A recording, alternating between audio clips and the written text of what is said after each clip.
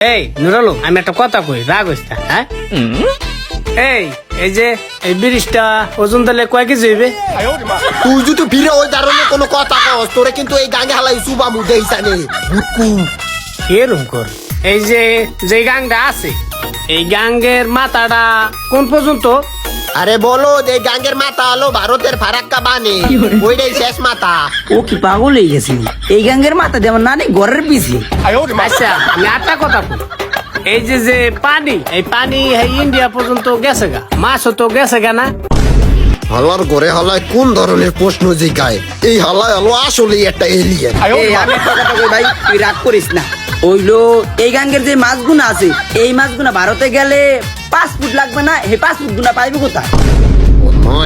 কেমন তোরা প্রশ্ন করে? এলিয়ান হালার ঘরে হালা গো মন দেখো দুইটারে এই নেই পুত্তা তুই মাটির মধ্যে। আরে না বলো, তুই জানোস না এই পাসপোর্ট বানাই দেবেন নরেন্দ্র মোদি।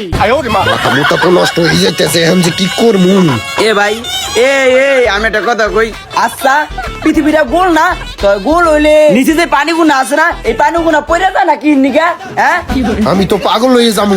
আরে কপাল পোড়া রে। ভুটকু তোর মাথায় কি আল্লাহ গোবর ভরে দেছে? গোবর ভুটকু তুই আমার মাথা নষ্ট করে দেছস। বোমরা তোরে আজকে খাইছি, তুই খারাস না কে? তুই খালি খারাই দেখ একবার।